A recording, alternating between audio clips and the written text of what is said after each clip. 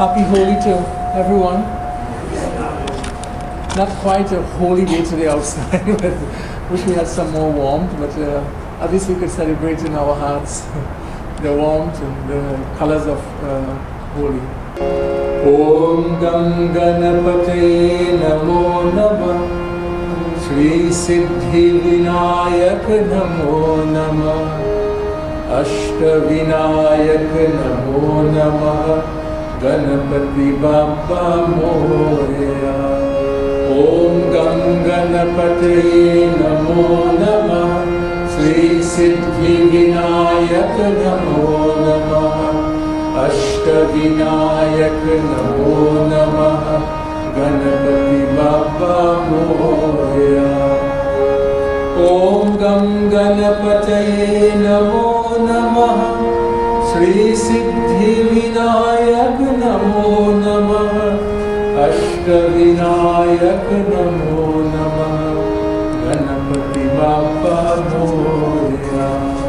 Gam Ganapate Namo Namah Shri Siddhi Vinayak Namo Namah Ashta Vinayak Namo Namah Ganapati Bappa Moya. Gam Ganapate Namo Namah Shri Siddhi Vinayak Namo Namah Ashta Vinayak Namo Namah Ganapati Bappa Moya. Gam Ganapate Namo Namah Shri Siddhi Vinayak Namo Namah Ashta Vinayak Namo Namah Ganapati Bappa Moya. Ganapati Bappa Moya. Ganapati Bappa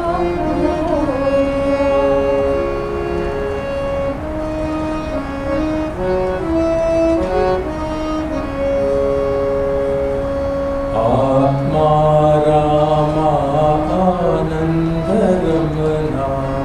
Atma Rama Ananda Ramana. Atma Rama Ananda Ramana. Atma Rama Ananda Ramana. Achyuta Keshava Hari Narayan. Achyuta Keshava Hari Narayan. Atma Rama Ananda Ramana. Atma Rama Ananda Ramana. Achyuta Keshava Hari Narayan. Achyuta Keshava Hari Narayan. Bhavbhaya Harina Vandita Charena. Bhavbhaya Harina Vandita Charena. Bhavbhaya Harina Vandita Charena. Bhavbhaya Harina Vandita Charena. Raghukula Bhushan Rajiva Lochan. Raghukula Bhushan Rajiva Lochan. Adi Narayana Ananta Shayana. Adi Narayana Ananta Shayana. Sachidananda Sri Satya Narayan. Sachidananda Sri Satya Narayan. Bhavbhaya Harina Vandita Charena. Bhavbhaya Harina Vandita Charena. Raghukula Bhushan Rajiva Lochan. Raghukula Bhushan Rajiva Lochan. Adi Narayana Ananta Shayana. Adi Narayana Ananta Shayana. Sachidananda Sri Satya Narayan. Sachidananda Sri Satya Narayan.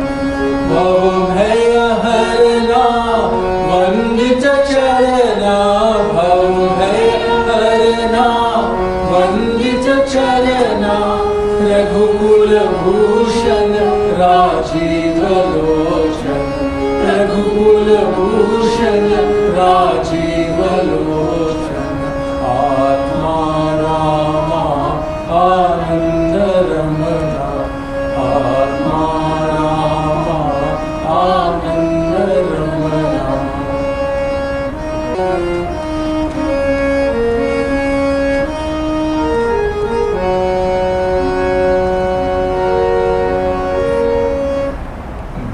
Bansidhara Kanhaiya Ghanshyam Sundara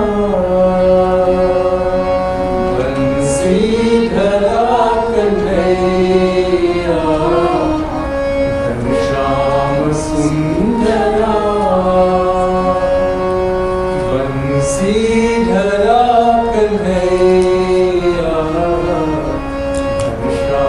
Sundara Bansidhara Kanhaiya Ghanshyam Sundara Giridhari Gopabala Vrindavana Vihara Giridhari Gopabala Vrindavana Vihara Bansidhara Kanhaiya Ghanshyam Sundara Bansidhara Kanhaiya Ghanshyam Sundara Govinda Madhava Madhusudana Mukunda Govinda Madhava Madhusudana Mukunda Radhe Gopal Radhe Gopal Radhe Gopal Radhe Radhe Gopal Radhe Gopal Radhe Gopal Radhe Bansidhara Kanhaiya Ghanshyam Sundara Bansidhara Kanhaiya Ghanshyam Sundara Giridhari Gopabala Vrindavana Vihara Giridhari Gopabala Vrindavana Vihara Bansidhara Kanhaiya Ghanshyam Sundara Bansidhara Kanhaiya Ghanshyam Sundara. So this week I have been thinking a lot about Holi and thinking about the central narrative that we retell when we celebrate Holi, which is the many stories about Holi, but I'm thinking of the story of Narasimha, Hiranyakashipu and Prahalad. And I wanted to share my thoughts with you this morning on this narrative and to also invite your own thinking. In our Hindu tradition, we have many kinds of festivals. We have festivals that are entirely religious in nature and character, like Shivaratri or the night of Shiva, or Krishna Janamashtami. And we have festivals that are associated with nature and the flow of the seasons, like we have Makar Sankranti, Vasant Panchami. And Holi is an example of a Hindu festival that combines both the religious and the natural, the religious and the seasonal. So as you know, it is celebrated in the Hindu lunar month of Phalgun on full moon. And as a seasonal festival, Holi commemorates the return of spring. It hasn't quite reached us here in Minnesota, but in 2 weeks it's supposed to be official spring. So the renewal of spring, the renewal of life and growth, which is associated with the arrival of warmer days. The spring brings with it light and the color, the desire to get out, to rejoice, to celebrate. And so we do this in our tradition with, in a light-hearted manner by throwing colors and powder and liquid, singing and dancing, celebrating the renewal of the cycle of the seasons. So it's a fun-filled festival. Children can scold elders, women can scold men. We put aside or we're supposed to put aside all our animosities, and the darkness of winter is soon forgotten in the light of spring. So it's a festival of unity. We put aside differences of age, authority, status, and we play together. This is why Krishna is also so important in Holi, because it's a kind of Leela, the celebration. So, as you know, there are many thoughts about how we got this name, Holi. But the central story we tell is the story of Hiranyakashipu, whose sister was Holika. And so one suggestion is that Holi comes from the name of the sister of this king. So here is the story in its outline. I know you're familiar, but perhaps there are some of us here who don't know all of the details of the story. So Holika was the sister of this king. Whether you take it to be historical or mythical, it doesn't matter. His name was Hiranyakashipu. He had a very long, complicated name. He was very powerful, he was very wealthy, and he became obsessed with his power. He thought of himself as the Lord of the universe, demanded not only obedience but worship also. Those who didn't consent to worshipping the king, they were punished. So your status was dependent on your willingness to flatter and worship the king or not. Interestingly, the king also had a certain kind of religious life. And I'll come back to this. He performed rituals, he practiced very severe asceticism, what we speak of in Sanskrit as tapas. And he had certain boons, certain gifts as a result of his religious practice that you know. He wanted to become immortal.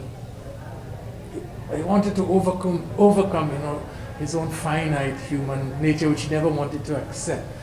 So he had these boons or these gifts that he would not die at the hands of a human being or an animal. He will not die during the day or the night. He would not die indoors or outdoors, and you must remember this. He would not die in the sky or standing or lying on the earth or in water. And he would not die by a weapon made out of steel or wood or stone.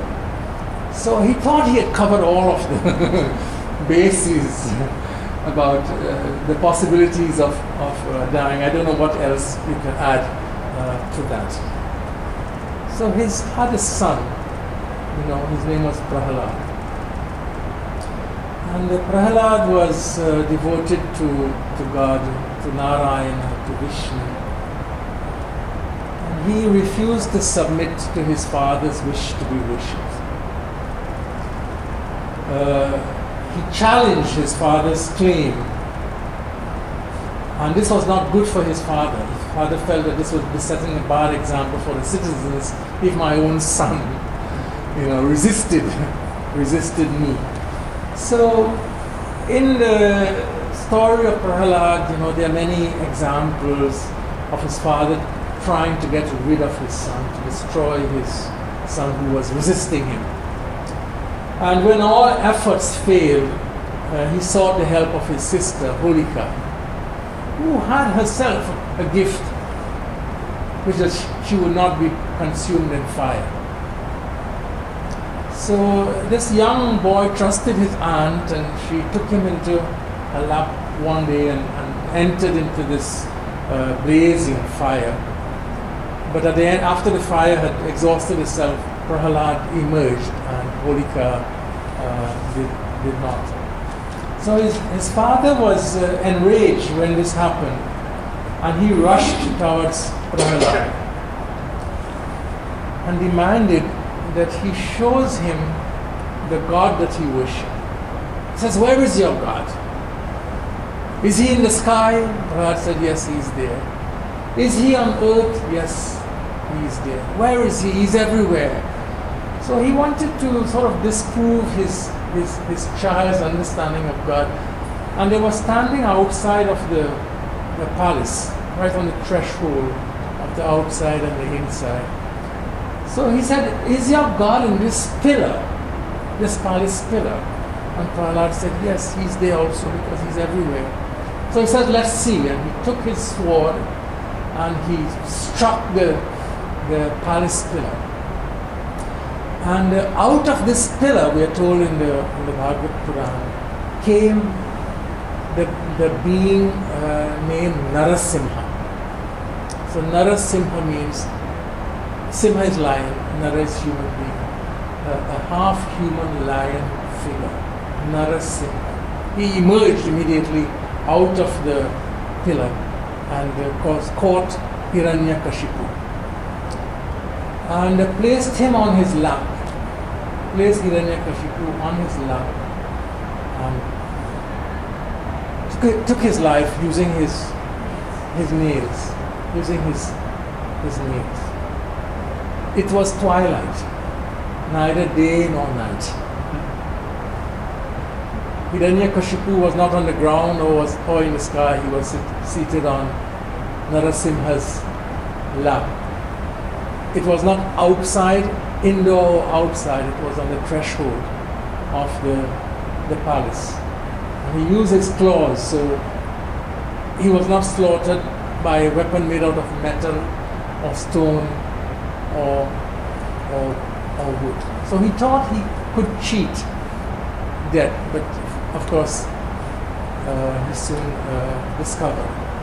So to celebrate, Prahalad's life, as you know, in Holi we light fires, wood is collected and piled around one central pole, which represents Prahalad's firmness and his determination. When the fire is lit, usually the pole remains standing.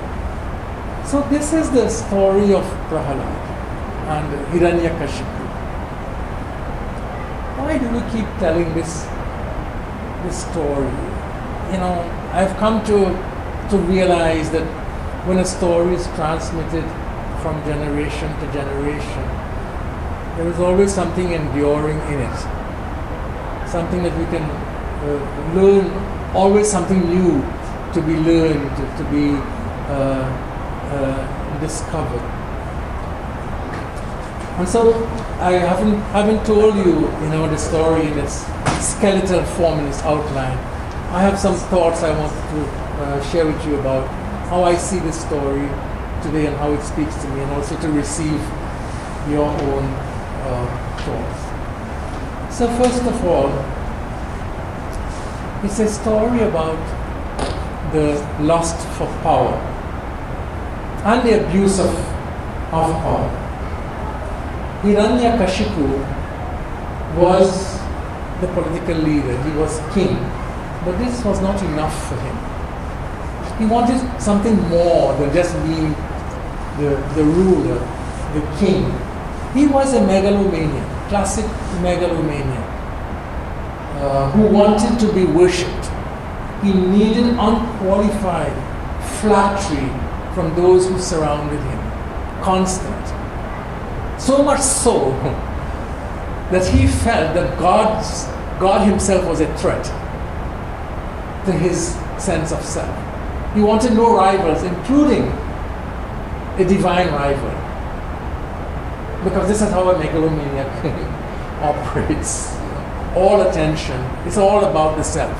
All about himself. And people were punished or rewarded on the basis of their willingness to lavish or not lavish praise on him. So it's about the insatiable desire for both power and flattery or fame. A complete sense of being of self-centeredness. And that's a dangerous thing in a leader. As we see, it's a very dangerous quality. So the story reminds us of the dangers of leadership like that. Secondly, I think that this story of Prahlada and Hiranyakashipu is a story of the corruption of religion. Why I'm saying that, in the Bhagavad Purana, Hiranyakashipu had a certain kind of religious life. He performed certain kinds of rituals, certain kinds of yajnas. He practiced tapas. So he was not irreligious, but his religious life lacked moral commitments. And this is possible. It is possible. What it reminds us and warns us against is a practice of a religious life that is bereft of or is without moral or ethical commitments. In other words, there is a religious life that is also oriented towards the gain of power and dominion over others. His religion was like that. It was a religion of self-worship. So even though he engaged in these kinds of ascetic tapas, yet he didn't have a concern for the well-being of others. It was not a religious life that was infused with daya or compassion.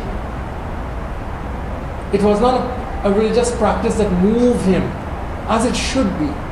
Good religious practice, whether it's ritual or discipline, should have one central focus.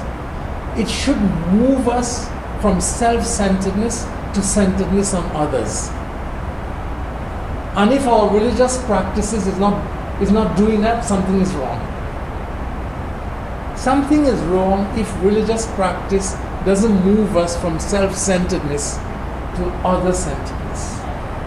There's something deeply flawed in that kind of religious practice. And we see it in the life of Hiranyakashipu. We see it, this is something that our tradition returns to again and again. Ravana is another example. Ravana was a great, in some sense, he had a religious life. But his religious life did not challenge his lust. It was not ethically or morally transformative for him. Whether we are Hindu, whether we are Christian, whether we are Muslim, whatever our religious tradition, we always have to be attentive to that there is an ethical dimension to religious life. And when religious practice loses that ethical or moral focus, something is deeply wrong. Ritual that does not transform us ethically, is not doing its work. And we see that in Hiranyakashipu.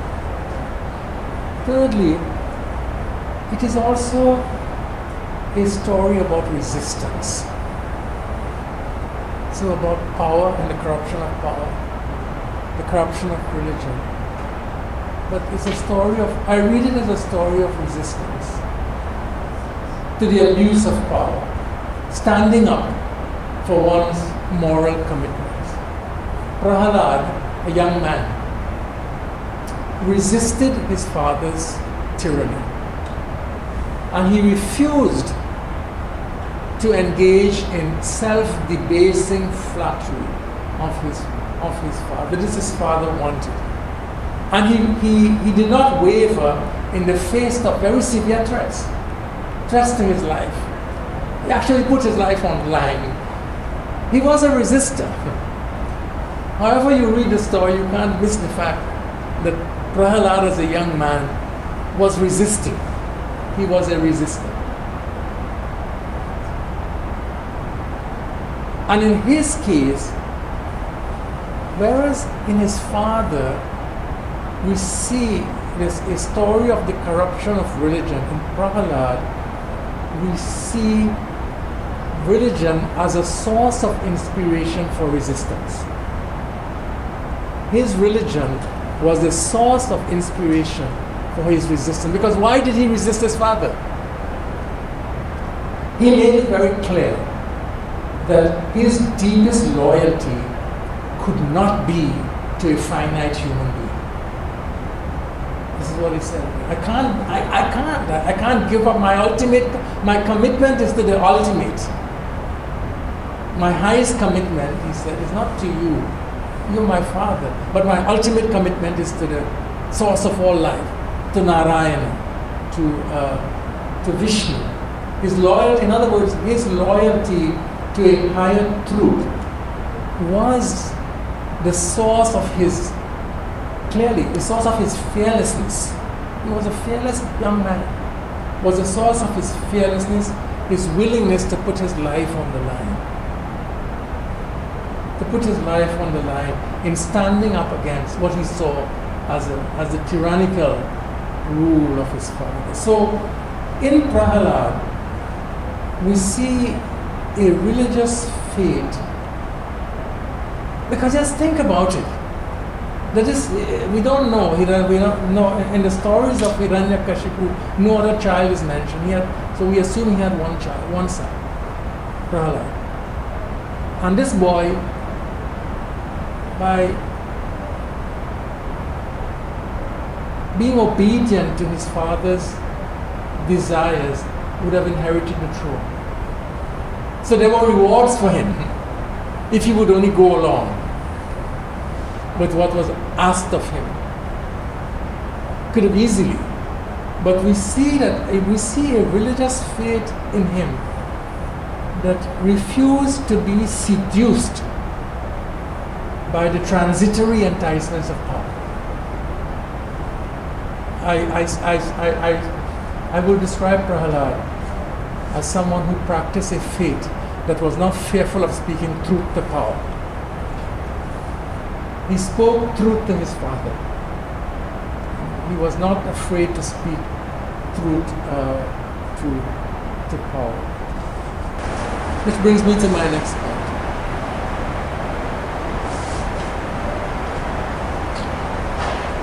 The story of Holi is a story also about young people. It's a story about the youth. It's a story about a young man, Prahalad, and about the moral power of young people. That young people can also be sources of great moral strength, which we see exemplified in Prahalad. He was not an adult, he was a child, and yet he stood firmly against a tyrannical rule. So it's a celebration of the moral power of the young. And last night I spoke to a group of students, Jewish students, most of them were Jewish students, Hindu students at Carleton College, where we had a joint celebration of Holi and Purim, because Purim is also, this is the season also of Purim. So they told the story of Purim. And I told the story, a little bit of what I'm saying here today, of Holi. And we had a wonderful celebration together. I didn't plan to say what I said to them, but in my remarks I asked, who are the Prahalads in our society today? We celebrate the Prahalad of the Bhagavad Purana. We celebrate the Prahalad of the past. But who are the Prahalads in our midst today? When we look at our world, where do we see this kind of moral strength? Where do we see this moral commitment, this willingness to take risks and to resist power. So now coming back to my point, if I had, you may do that in your own ways, but if I had to say, answer the question, where do I see Prahalad today? In our world, in the United States, I would say that I see the face of Prahalad in the students of Stoneman Douglas High School. Those students who are today taking risks, marching against debt, showing great courage. We need to honor them, we need to support them, we need to join our voices with them because they are resisting a culture of debt. They are resisting a culture of the abuse of power. They are taking an unambiguous moral stand today and asking that we begin to create a culture of non-violence. And so Prahalad, whenever a young person takes a courageous moral stand like that, Prahalad lives. The spirit of Prahalad is manifest in young people who take such courageous moral stand and moral positions. And I see Prahalad there in the life of those students. And I wish them well. I hope that they change the United States. I hope they change the culture of violence in the United States. I hope they can transform this society into one that values life more than death, and values human beings more than guns. This is our tradition also. We come from a tradition that has put non-violence in any list of virtues in the Hindu tradition, whether it's Bhagavad Gita, Mahabharata, Rambachan. You look at the list of virtues, even above Satya is Ahimsa. Always, even above Satya is Ahimsa. Patanjali Yoga Shastras, Yama and Niyama. What is the first Yama of Patanjali? Ahimsa. Ahimsa, Satya, Astya, Ahimsa. Which is the love of life, the reverence for life. And today, those young people are standing for life, for the sanctity of life, and for reverence. And they are the brothers in our midst. It is a story also about loyalty and what loyalty means. And this is one of the more challenging dimensions of this story. Part of Arjuna's predicament in the Bhagavad Gita was that when it came to a critical moral choice, he stopped. Not because Arjuna was committed to non-violence. Arjuna was not a non-violent man. Arjuna was a soldier on the battlefield. But he dropped his arms, not because he thought the war was unrighteous.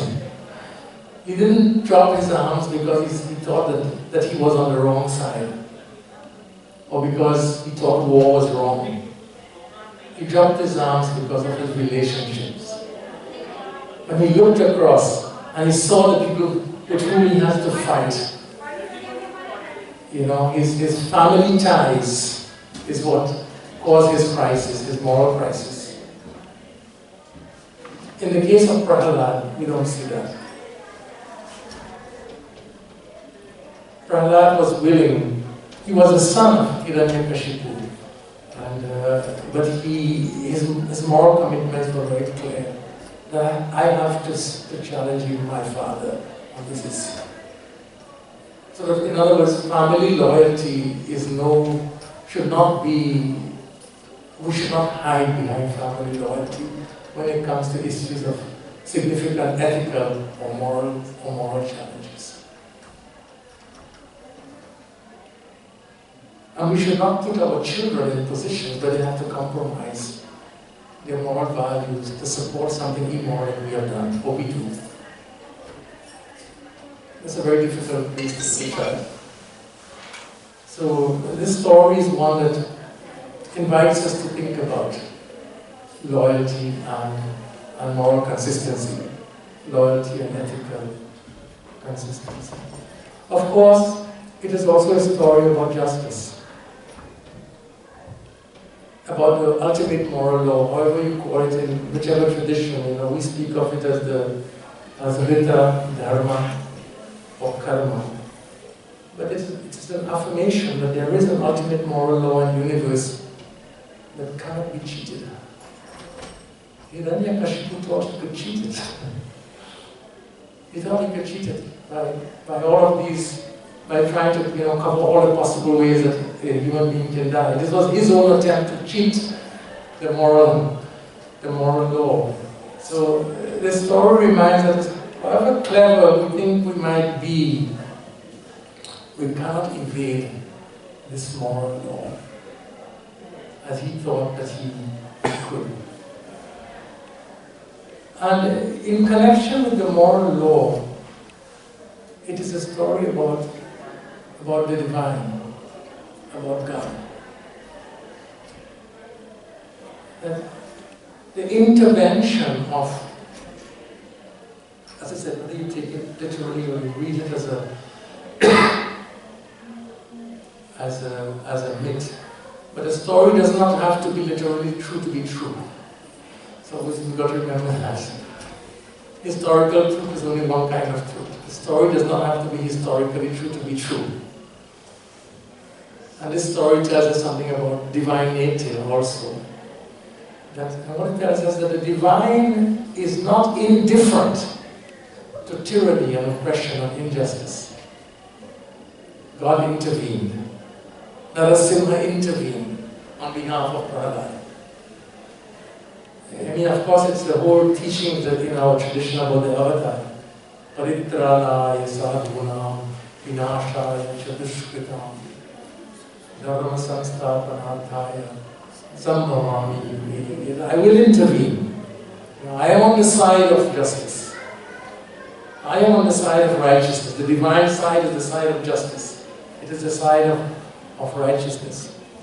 And sometimes one of the interesting things about the story, the nature and the timing of divine intervention is unpredictable. Because as I read the story, I said, who would have thought that it would take the striking of the pillar to have divine intervention? It's unusual. You can't predict it. You can't predict the moment of that or the form. The form is a very unusual form. Human, the Narasimha. It's a very unusual form. Half man, half human, half lion. But the point is that the manner of divine intervention and the timing of divine intervention is something that we can't predict. But we do know, what we know from the story is that the divine is on the side of justice. And when we act justly, we are acting on the side of the divine. And we have divine support. That's enough. That's enough to know how the divine intervenes and when. It might be in the form of a friend. It can be any form. Beyond our imagination.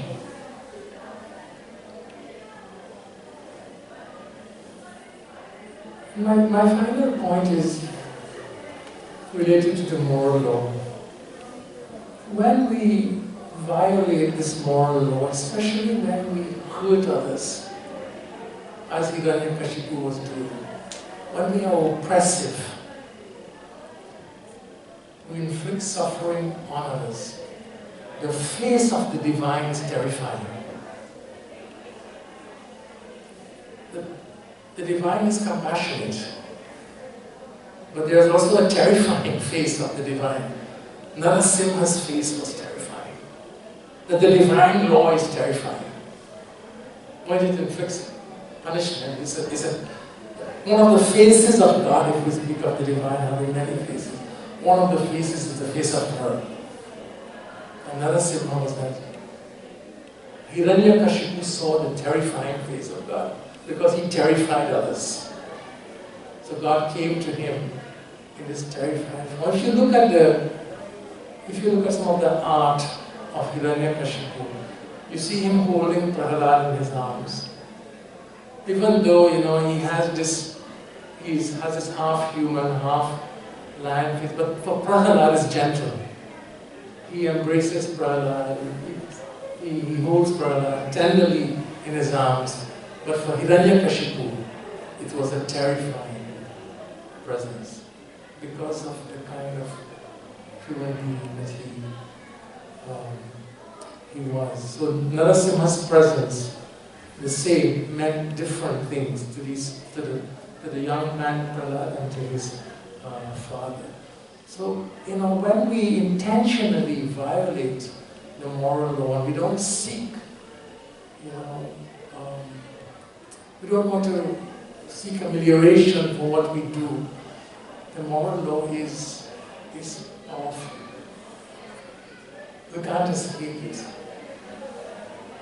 Our actions will produce consequences, terrifying consequences for us. We should not underestimate. This is very serious. This is a very serious side of the story of Prahlad. This is about actions and consequences, inevitable consequences.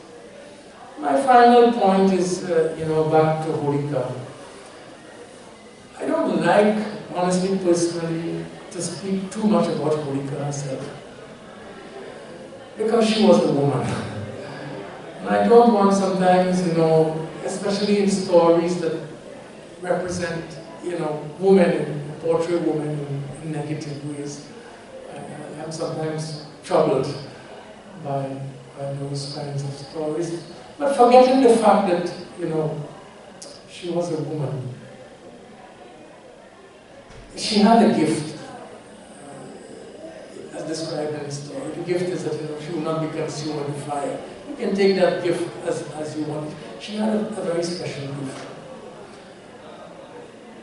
Like any gift, we're all in our different ways, gifted human beings. Everyone, I believe, has a very special gift to bless with gifts in life. What caused the downfall of Holika is when she sought to use that gift to destroy someone.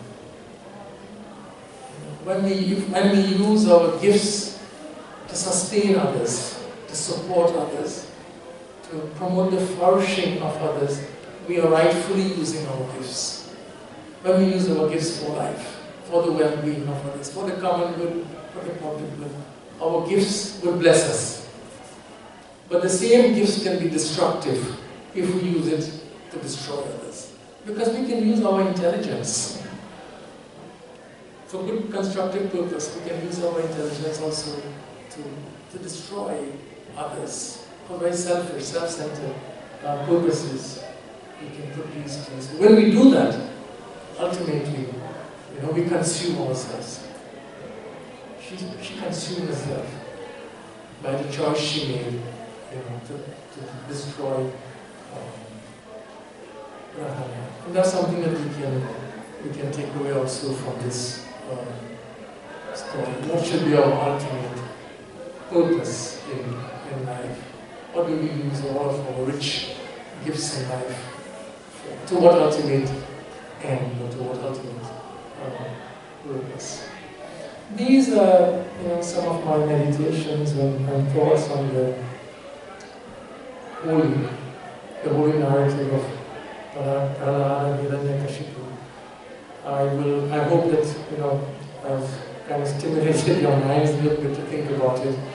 It would be nice if you had to talk to yourself about this narrative and what it might mean to you, or for you want to share.